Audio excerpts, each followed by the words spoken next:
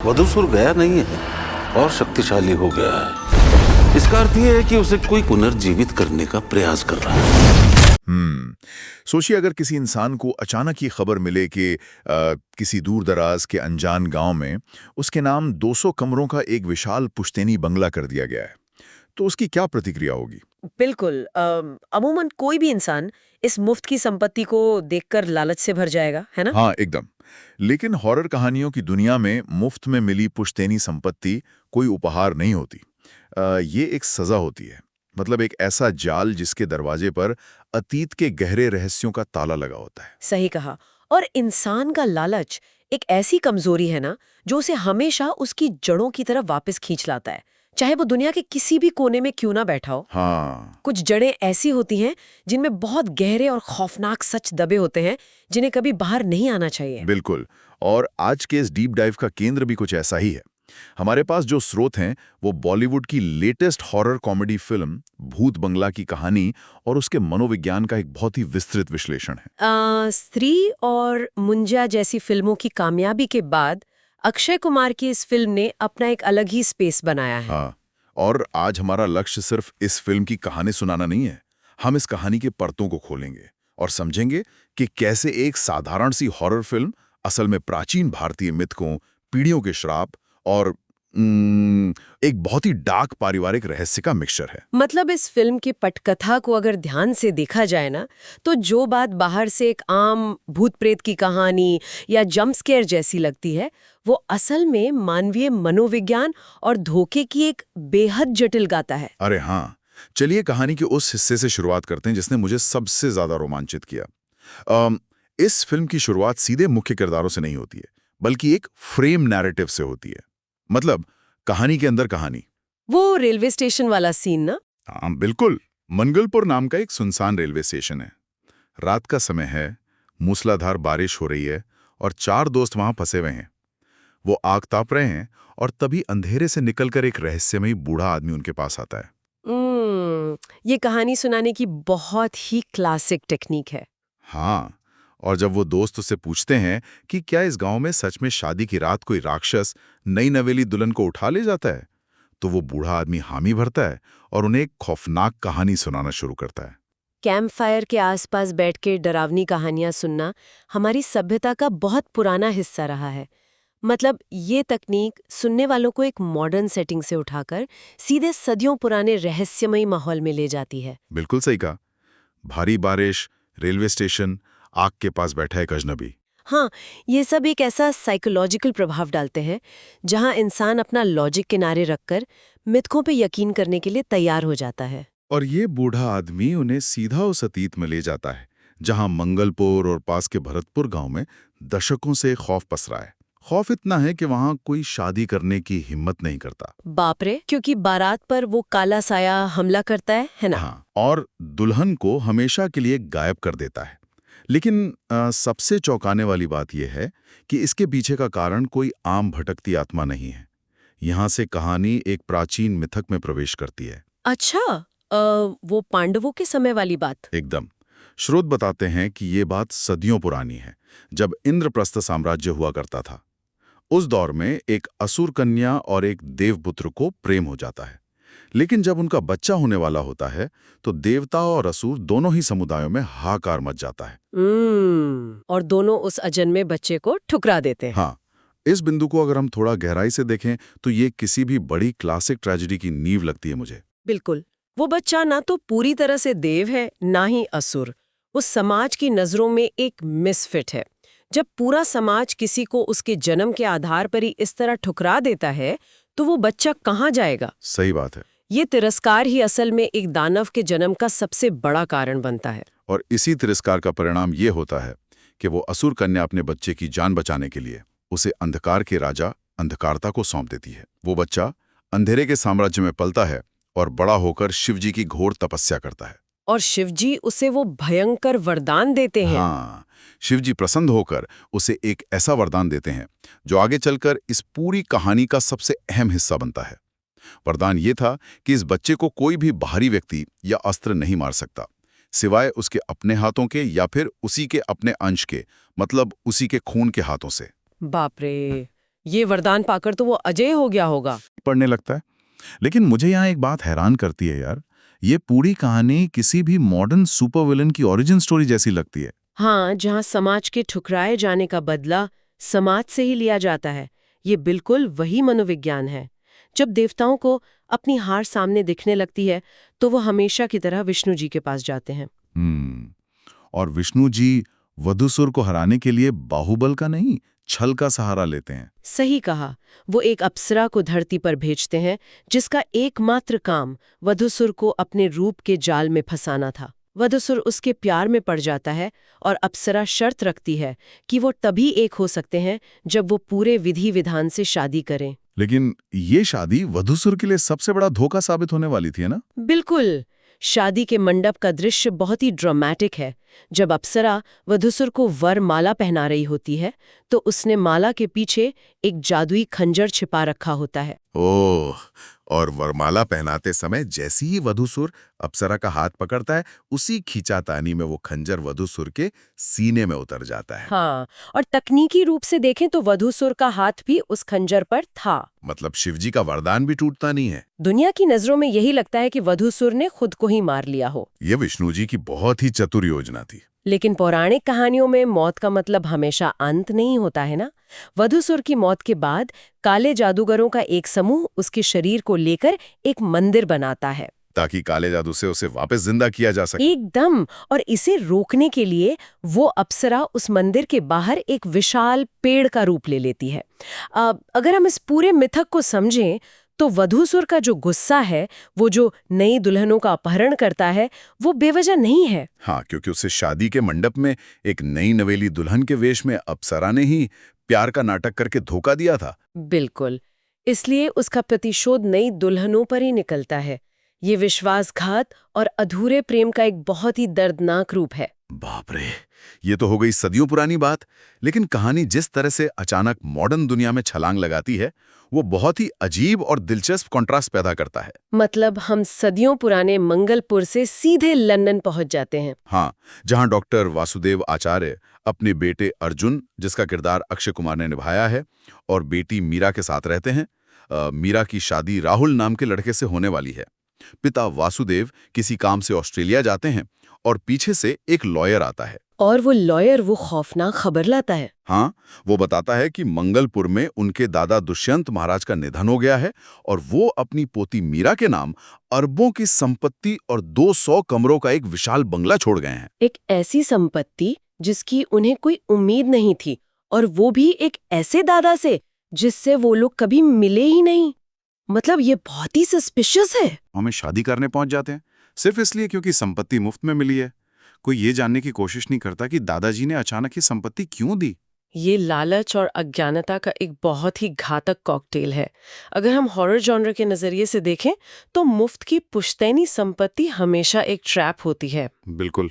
ये दर्शाती है कि मॉडर्न इंसान अपने अहंकार में ये सोचता है कि वो अपने अतीत से, अपनी जड़ों से कट चुका है।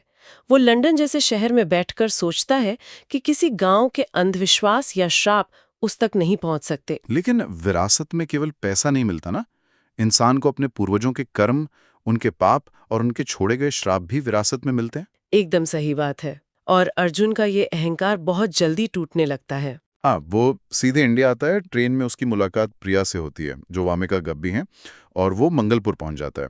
वहाँ उसकी मुलाकात केयरटेकर शंभू बाबू से होती है, जो असरानी जी हैं, और दिल्ली से एक वेडिंग प्लानर जगदीश आता है, जो परेश रावल हैं। यहाँ से वो कॉमेडी और हॉरर का मिक्स शुरू होता है। बिल्कुल। बंगले के अंदर आते ही अजीब घटनाएं शुरू हो जाती हैं। बंगले में एक पूजा रूम है जिस पर हमेशा एक बहुत बड़ा ताला लगा रहता है। शंभू बाबू बताते हैं कि इसकी चाबी सिर्फ दादाजी के पास रहती थी। और इसी बीच राजपाल यादव के किरदार वाला वो कॉमेडी ट्रैक भी आता है। हाँ, राजपाल यादव रात में नींद में उठ के चलने लगता है। उस पर कोई काला साया हावी हो जाता है और वो जंगल में वधूसुर के मंदिर तक पहुंच जाता है, जहां चमगादड़ों का झुंड उस पर हमला करता है। बाप रे। शंभू बाबू अर्जुन को पूरी कहानी बताते हैं कि यहाँ शादी करना मना है, लेकिन अर्जुन मानने को तैयार ही नहीं है। हाँ, इस तरह की कहानियों में अज्ञानता जब अहंकार के साथ मिल जाती है तो इंसान चेतावनियों को भी मजाक समझने लगता है। कॉमेडी का ये तत्व दर्शकों को थोड़ी देर के लिए रिलैक्स करता है, लेकिन असल में ये आने वाले भयानक खतरे के लिए जमीन तैयार कर रहा होता है। हाँ, और खतरा जब दरवाजे पर आता है तो वो बहुत खौफनाक होता है। अर्जुन गांव के बाहर एक पुरोहित के आश्रम जाता है ताकि शादी की रस्में पूरी हो सकें। पुरोहित अपने एक विद्वान शिष्य को अर्जुन के साथ बंगले में भेजता है। और वो बंद पूजा रूम वाला सीन, मतलब वो सीन बहुत डरावना है। वो शिष्य जैसे ही उस बंद पूजा रूम के पास जाता है, एक बहुत ही शक्तिशाली और अदृश्य ताकत उसे हवा में पटक देती है। वो घबराकर अर्जुन के साथ वापस भागता है। मौसम अचानक खराब हो जाता है। हाँ, और वो शिव मंदिर में शरण लेने की कोशिश करते हैं ना। बिल्कुल, लेकिन मंदिर के अंदर कदम रखने से पहले ही हवा को चीरता हुआ एक लोहे का टुकड़ा आता है और उस शिष्य का सिर धड़ से अलग कर देता है। बाप रे, ये दृश्य तो सच में बताता है कि वधूसुर कोई मजाक नहीं है। एकदम। अर्जुन जब वापस बंगले आता है तो वो काला साया उस पर भी जानलेवा हमला करता है। वो किसी तरह अपने मोबाइल की फ्लैशलाइट जलाकर बचता है क्योंकि वो साया रोशनी से कमजोर पड़ जाता है। ये वो पॉइंट है जहां फिल्म हॉरर कॉमेडी के कॉमेडी वाले हिस्से को पीछे छोड़कर असली सर्वाइवल हॉरर में बदल जाती है। हाँ, कहानी यहाँ से एक बहुत ही गहरे साइकोलॉजिकल थ्रिलर में बदल जाती है। अगले दिन अर्जुन के पिता वासुदेवाचार्य मंगलपुर पहुंचते हैं। वो मुख्य पुरोहित के पास जाते हैं, जो बताता है कि दादाजी की चाबी एक दूसरे घर में है जहां वो अपने आखिरी दिनों में रहते थे। और जब वो उस घर में जाते हैं तब असली ट्विस्ट आता है। बिल्कुल यार, अर्जुन और उसके पिता जब उस घर में जाते हैं तो वहां केयरटेकर से उनकी बहस होती है और तभी घर के अंदर से एक इंसान बाहर आता है जो उन पर बंदूक तान देता है। और वो इंसान कोई और नहीं, दादा दुष्यंत महाराज खुद हैं। वो मरे ही नहीं हैं। मतलब मौत की झूठी खबर। इस बात का सबसे बड़ा सबूत है कि जो कुछ भी मंगलपुर में हो रहा है वो सिर्फ एक भूतिया घटना नहीं है। इसके पीछे एक बहुत ही सोची समझी इंसानी साजिश है। हाँ, भूत अक्सर इंसानी साजिशों का सिर्फ एक पर्दा होते हैं। दादा दुष्यंत अर्जुन और वासुदेव पर बंदूक तान कर कहते हैं कि उन्हें किसी की परवाह नहीं है, उन्हें सिर्फ अपने बेटे की जान बचानी है। और यहीं अर्जुन पूरी तरह से उलझ जाता है। उसका पिता वासुदेव तो उसके साथ खड़ा है, फिर दादा किस बेटे की बात कर रहे हैं? और यहां खुलता है 25-30 साल पुराना एक बहुत ही डार्क राज। वासुदेवाचार्य असल में अर्जुन के असली पिता नहीं है। अर्जुन के असली पिता हैं दुष्यंत महाराज के सगे बेटे माधव। फिल्म में माधव का किरदार भी अक्षय कुमार ने ही निभाया है। डबल रोल है ना? इस फ्लैशबैक में कहानी का असली भावनात्मक ढांचा छिपा है। यह हमें बताता है कि वधूसुर का जो खौफ है वो असल में एक मोहरा है। असली बीमारी तो इंसान के अंदर छुपे स्वार्थ में है। बिल्कुल। फ्लैशबैक में हमें पता चलता है कि वासुदेव और माधव दोनों ही दुष्यंत महाराज के सबसे होनहार शिष्य थे। आश्रम में संगीत सिखाने एक लड़की आती है, मीरा, जिसका किरदार तब्बू ने निभाया है। और दोनों को मीरा से प्यार हो जाता है। हाँ, लेकिन मीरा वासुदेव को चाहती है। माधव, जो हमेशा से अपने पिता का लाडला रहा है, इस हार को बर्दाश्त नहीं कर पाता। वो उसी बंद पूजा रूम में जाकर वधूसुर को जिंदा करने के लिए काले जादू की पूजा शुरू करता है, ताकि वो एक वरदान के रूप में मीरा को हासिल कर सकें। बाप रे, लेकिन पूजा अधूरी रह जाती है ना? एकदम। पूजा अधूरी रहने के कारण माधव वधूसुर के वश में आ जाता है और श्रापित होकर एक खूंखार चमगादड़ रूपी राक्षस बन जाता है। मतलब ये एक बहुत ही क्लासिक शैतान के साथ सौदे वाला कॉन्सेप्ट है। जब इंसान शॉर्टकट से कुछ पाना चाहता है तो बदले में वो अपनी इंसानियत खो बैठता है। लेकिन मुझे यहां सबसे ज्यादा गुस्सा दादा दुष्यंत महाराज पर आता है यार। जब उन्हें पता चलता है कि उनका बेटा राक्षस बन गया है और उसे मीरा चाहिए, तो वो एक गुरु होने का सबसे घिनौना फायदा उठाते हैं। वो गुरु दक्षिणा वाली बात? हाँ, वो वासुदेव के पास जाते हैं और उससे गुरु दक्षिणा मांगते हैं कि वासुदेव मीरा को हमेशा के लिए छोड़ दे, और वासुदेव अपना प्यार कुर्बान कर देता है। दुष्यंत अपने राक्षस बेटे माधव की शादी मीरा से करा देते हैं। मतलब ये तो सीधा सीधा महाभारत की याद दिलाता है। बिल्कुल। जैसे धृतराष्ट्र का अपने बेटे दुर्योधन के लिए अंधा प्यार था ना, जिसने सही गलत का फर्क भुला दिया था, वैसे ही दुष्यंत का ये अंधा पिता प्रेम है जिसने रिश्तों की बलि चढ़ा दी। सही कहा। हम हमेशा राक्षसों से डरते हैं, लेकिन उन राक्षसों को पनाह कौन देता है? एक पिता जो अपने बेटे के स्वार्थ के लिए अपने सबसे अच्छे शिष्य की जिंदगी बर्बाद कर देता है। हाँ, और बाद में जब मीरा को माधव के राक्षस रूप का पता चलता है तो वो भागकर वापस वासुदेव के पास जाती है। वो लोग लंदन भाग जाते हैं और फिर अर्जुन और छोटी मीरा का जन्म होता है। ये पीढ़ियों तक चलने वाला एक ऐसा जहर है जिसकी शुरुआत इंसानी स्वार्थ से हुई थी। अब सवाल यह है कि इस सब का वर्तमान से क्या लेना देना है। पुरोहित बताता है कि दुष्यंत महाराज का एक खौफनाक मास्टर प्लान है। माधव को उस चमगादड़ वाले श्राप से आजाद करने का सिर्फ एक ही तरीका है, वधूसुर को पूरी तरह से जिंदा करना। और उसके लिए नई दुल्हनों की बलि चाहिए। हाँ, 13 नई नवेली दुल्हनों की बलि। 12 दुल्हनों की बलि दी जा चुकी है, 13वीं दुल्हन की कमी थी, और वो 13वीं दुल्हन कोई और नहीं, अर्जुन की सगी बहन छोटी मीरा है। बाप रे, मतलब इसीलिए दुष्यंत ने अपनी मौत का नाटक किया था, ताकि वसीयत के बहाने मीरा को मंगलपुर बुलाया जा सके और उसकी शादी यहीं हो। बिल्कुल। ये सोचकर ही रोंगटे खड़े हो जाते हैं कि एक दादा अपने एक बेटे को बचाने के लिए अपनी ही पूती की बलि चढ़ाने को तैयार है। यहाँ पर जो पारिवारिक रिश्तों का चीरहरण हुआ है, वो किसी भी भूतिया दृश्य से ज्यादा डरावना है। सही कहा। असली हॉरर इस बात में है कि इंसान अपनों के साथ क्या कर सकता है। और अब कहानी अपने खूनी क्लाइमैक्स पर पहुंचती है। अर्जुन को सच्चाई पता चल चुकी है और वो शादी टालना चाहता है, लेकिन वो मुहूर्त का चक्कर पड़ जाता है। हाँ, लड़के वालों का पुरोहित अड़ जाता है कि शादी रात 8 बजे के तय मुहूर्त पर ही होगी। मजबूरन शादी करवानी पड़ती है। अर्जुन पूरे बंगले में बहुत सारी हैलोजन लाइटें लगवा देता है ताकि वो चमगादड़ राक्षस अंदर ना आ सके, क्योंकि वो रोशनी से डरता है। एकदम। लेकिन शादी के तुरंत बाद माधव, जो पूरी तरह वधूसुर के वश में है, आता है और मेन जनरेटर बंद कर देता है। चारों तरफ घूप अंधेरा छा जाता है। वो अपनी ही बेटी मीरा का अपहरण करके उसे जंगल में वधूसुर के मंदिर ले जाता है। अंधेरे का ये दृश्य बहुत ही सिंबॉलिक है। लाइट का जाना सिर्फ बिजली का कटना नहीं है, ये बुराई के हावी होने का प्रतीक है, जहां इंसान अपनी ही औलाद को पहचानने से इनकार कर देता है। बिल्कुल। अर्जुन अपनी बहन को बचाने के लिए सीधा मंदिर भागता है और वहां शुरू होता है महायुद्ध। एक तरफ अर्जुन और दूसरी तरफ उसका अपना असली पिता माधव, जो अब एक राक्षस है। बाप बेटे की लड़ाई। हाँ, माधव शारीरिक रूप से बहुत ताकतवर है और अर्जुन को बुरी तरह पीटता है। लेकिन तभी अर्जुन के हाथ में एक खास लकड़ी लग जाती है। वो उसी अप्सरा वाले पेड़ की लकड़ी है जिसमें सदियों से बिजली की शक्ति मौजूद है। ओह, वो जो मंदिर के बाहर पेड़ बन गई थी। हाँ, अर्जुन उस लकड़ी को एक हथियार की तरह इस्तेमाल करता है और उसे माधव के शरीर के आर पार कर देता है। उस लकड़ी की दैवीय शक्ति से माधव मारा जाता है। क्या बात है। अगर हम शुरुआत के मिथक को इस क्लाइमैक्स से जोड़े ना, तो यहाँ एक बहुत ही शानदार पोएटिक जस्टिस देखने को मिलता है। वो कैसे? शिवजी का वो सदियों पुराना वरदान याद करें कि वधूसुर या तो खुद मर सकता है या अपने ही अंश के हाथों मारा जा सकता है। अरे हाँ, और अर्जुन माधव का ही बेटा है, उसका अपना अंश है। बिल्कुल।